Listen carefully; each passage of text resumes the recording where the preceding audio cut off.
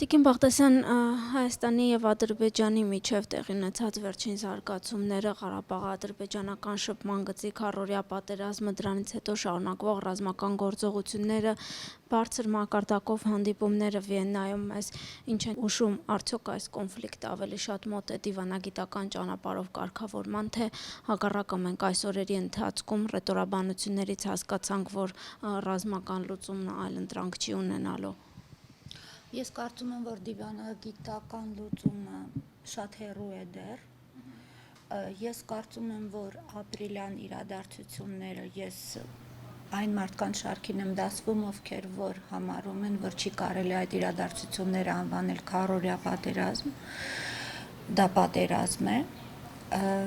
Ես գտնում եմ, որ պատերազմական իրավիճակ է վերսկսվել եւ այս իրավիճակը հնարավոր է ունենա որոշ դադար եւ ավելի ակտիվ փուլեր, բայց այն հանգամանքը, որ Հայաստանը միանշանակ Ղարաբաղի հետ միասին գտնվում է պատերազմական գործընթացում, ինձ համար կասկածներ չի առաջացնում։ Դիվանագիտական հարաբերություններ կամ շփումներ վերսկսելու փորձ արվեց ամսի 16-ին Վենայում։ Հիմա կարծես թե բոլոր այն պատրանքի մեջ են, որ դա հնարավոր է մոտեցնի կողմերին եւ ուղի դեպի քաղաքական կարգավորում կոնֆլիկտի, բայց կողմերի միջև հակասությունների խորությունը չի մեղմվել։ Հիմա ուղղակի այդ հակադիր կարծիքները մատուցելու նոր ձևակերպումներ են առաջ քաշվում, բայց խորքում դրանք բոլորը նույնն են։ Եվ ես կարծում եմ, որ այս խորությունը հակասությունների, նաև այն հանգամանքը, որ ի տարբերություն նախորդ փուլերի, հիմա հասարակությունները շատ ավելի թեժացած են, դիսկուրսը շատ ավելի ագրեսիվ է, ինչը բնական է ռազմական իրավիճակում գտնվող հասարակությունների համար, հետևաբար քաղաքական ուրեմն լուծումներ, որ ընդհանրապես կոնֆլիկտի քաղաքական լուծում հնարավոր չի այս պահին։ Լավագույն դեպքում հնարավոր է պայմանավորվել կրակի դադարեցման կամ էսկալացիայի դադարեցման մասին, սակայն այն դեպքում, եթե կողմերը ուզում են, որ լինի կրակի դադարեցում։ Մենք տեսանք, որ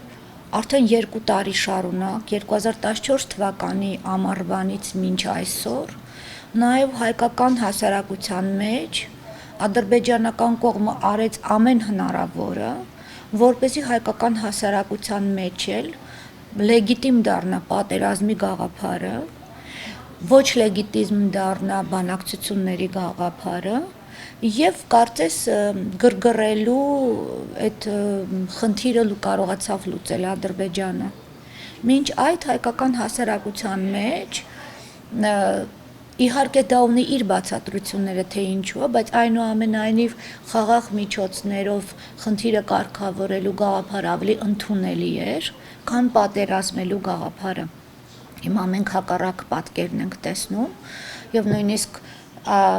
մարդիկ, որոնք գրում են այն մասին, որ ադրբեջանցիների հետ մենք պետք է խաղաղ գոյակցենք վաղ թե ուշ եւ մենք պետք է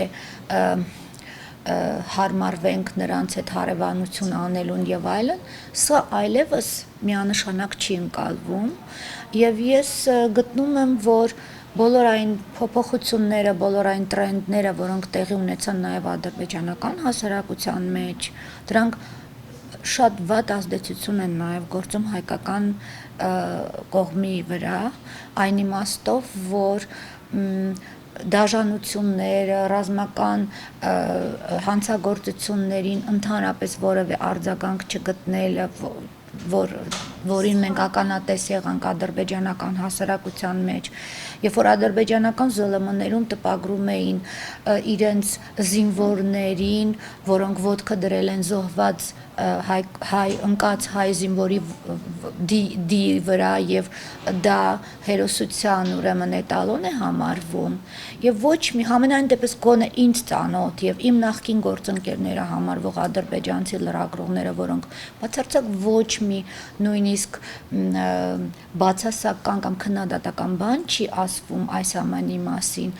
այս ամբողջ մթնոլորտը չի կարող մղել քաղաքական լուծման, չի կարող մղել մեկը մյուսին հասկանալուն եւ այլն։ Ես գտնում եմ, որ ընդհանրապես խաղաղ գոյակցությունը շատ հեռու է հայերը եւ ադրբեջանցիները հիմա այս պահին շատ հեռու են ընդհանրապես խաղաղ գոյակցելու գաղափարից։ Այսինքն մեր հասարակությունների միջև էլ անջրպետը սրանով ավելի խորացավ, որովհետև եթե տարիներ շարունակ մենք գոնե ձգտում էինք ինչ-որ կազմակերպություններով իրավապաշտպանական եւ այլն պահել այդ կապը, փորձել այդ թշնամանքը վերացնել, յունուսներին այդպիսի քաղաքական հետապնդումների ենթարկելը եւ նաեւ այս տեղի ունեցածը էլ ավելի հեռացրեց մեզ, կարող ենք այդպես ասել։ Միանշանակ, ես գտնում եմ, որ Իլհամ Ալիևը գնալով այս քայլին ապրիլին սկզբին, իսկ այն, որ հենց իրենք են գնացել էսկալացիայի միանշանակ է եւ դա ունի ոչ միայն ռազմական տեսանկյունից հազարավոր ապացույցներ, այլև նույնիսկ իրենց ԶԼՄ-ներն են տարբեր ուրեմն մեկնաբանություններում ասում, որոնք ապացուցում են, այսինքն, որ դա Ադրբեջանն է գնացել այդ քայլին, ինքը հասավ մի քանի քաղաքական խնդիր, մի քանի քաղաքական ուրեմն դիվիդենդներ ստացավ։ Առաջինը այն է, որ նա ուղղակի ավելի սրեց ադրբեջանական հասարակության մեջ հակահայկական տրամադրությունները եւ այն սերունդը, որը մեծացել էր հակահայկական ուրեմն այդ մթնոլորտում, բայց դա հայը իր համար ուղղակի վիրտուալ թշնամի էր եւ որոնք ըստ էության փաստ չէր, որ կգնային ռազմաճակատում եւ կկռվեին ինչ որ մի Ղարաբաղի համար,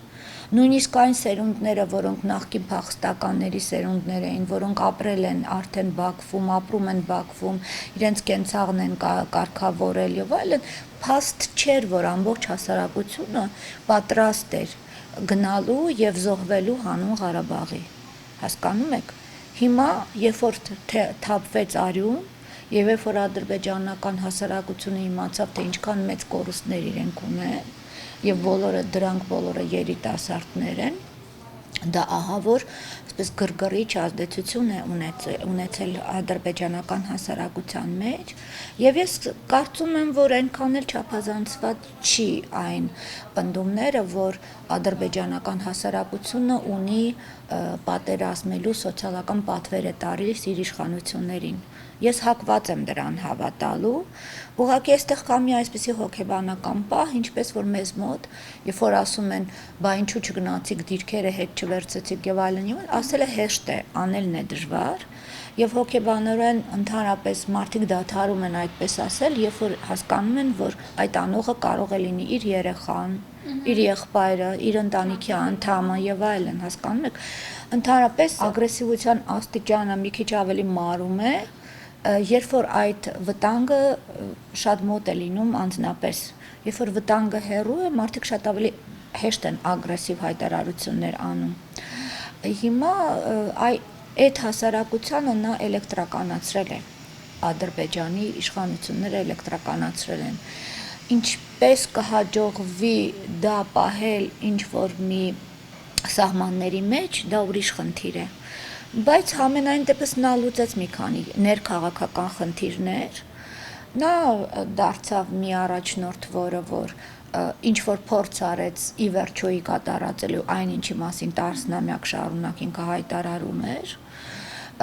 նա մի շեղեց մարդկանց ուշադրությունը ներքաղաքական, ասենք սահմանափակումներից, բաներից դժգոհ լինելուց եւ ուղղորդեց մարդկանց այս գաղափարի վրա, ուղղակի խնդիրը թե ինչպես ադրբեջանական հասարակությունը իսկապես կկարողանա դրսևորել այն միասնականությունը, ինչ որ մենք տեսանք հայկական կողմում։ Սա բայց ուրիշ պատմություն է։ Տիկին Բաղդասյան, դուք էլ ձեր խոսքում նշեցիք, որ Ադրբեջանի նախագահը փորձեց շեղել ներքին խնդիրներից հասարակությանը եւ հաճախ էին նաեւ փորձագետները մինչ այս նշում, որ Ադրբեջանը կարող է սկսել պատերազմ, որպեսզի ներքին այդ տնտեսական դժգոհությունը, նավթի գների անկում, անաթի անկում եւ այլն այդ դժգոհությունները ուղղի դեպի արտաքին թշնամուն, հա, Հայաստանին այս դեպքում ձեր տպավորմամբ այս վերջին իրադարձությունները Ադրբեջանում նաեւ լրագրողի ազատ արձակումը եւ այլն ինչ որ ֆոն ներքին դժգոհությունները նաև սպառելու իշխանությունների նկատմամբ թե ավելի շատ արտաքին աշխարհին ցույց տալու համար են արվում Իլհամ Ալիևի կողմից ավելի շատ եվրոպամետ, մարդասեր, ժողովրդավար թվալու եւ որպես Հայաստանին հակադրվելու իմաստով նաև այս առումով։ Ես չեմ կարծում, որ Իլհամ Ալիևը հիմա ինչ էլ որ ուզենա անի, կկարողանա փարատել այն բացասական կերպարը, այն իմիջը, որ նա ընդհանրապես ունի միջազգային ասպարեզում։ Բոլորը շատ լավ հասկանում են, որ Ադրբեջանը ավտորիտար, կիսասուլթանական մի պետություն է, սակայն տարբեր պատճառներով քաղաքական, արտաքին քաղաքական, տնտեսական, հազար ու մի տարբեր շահագրգռվածություններով այստեղ ամեն մի երկիր ունի իր պատճառը Ադրբեջանին այս կերպ հանդուրժելու,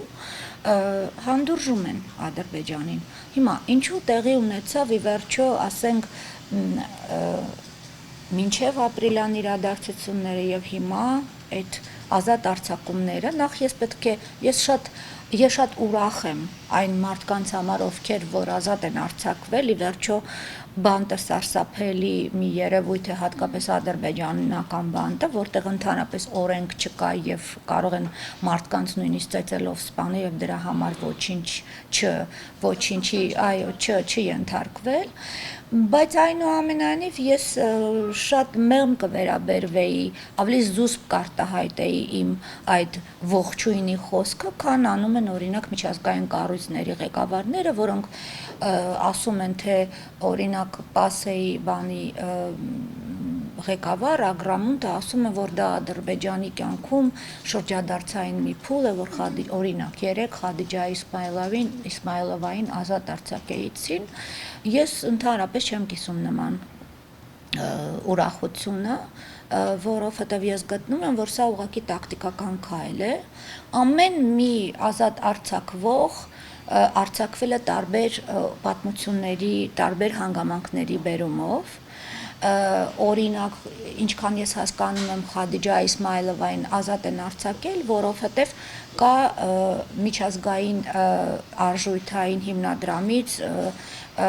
որոշակի գումար ստանալու պայման, անհրաժեշտություն Ադրբեջանը ունի, հատկապես տնտեսական այս ճգնաժամի պայմաններում, եւ մարդու առաջ կոնկրետ պայման են դրել, կամ ազատ եք արձակում լրագրողին եւ միայն դրանից հետո առևտուր էլեմենտար։ Ինչին նա գնաց, այսինքն մեկ ուրիշ դեպքում ուրեմն կար Յունուսների դեպքում կար ուղղակի հայտնի անձնավորությանը բանտում սպանելու մի խայտառակ պատմություն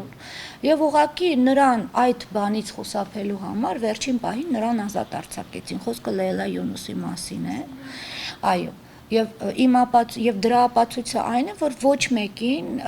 ոչ մի ազատ արձակվածից, համենայն դեպս որոնց մասին շատերը գիտեն, հայտնի են, նրանք բոլորը պայմանական բաներ ունեն, պայմանական դատվածության